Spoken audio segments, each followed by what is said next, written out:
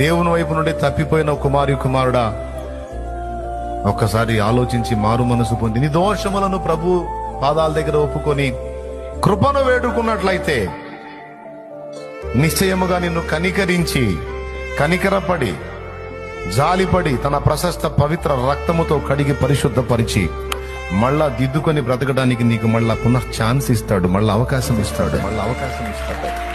చెప్పండి, దారి తప్పిన సహోదరులకు చెప్పండి, దిగజారిపోయిన సహోదరులకు చెప్పండి, దేవుడు ఇంకా నిన్ను ప్రేమిస్తున్నాడని చెప్పండి, ఇంకా నీ కోసం ఎదురు చూస్తున్నాడని చెప్పండి.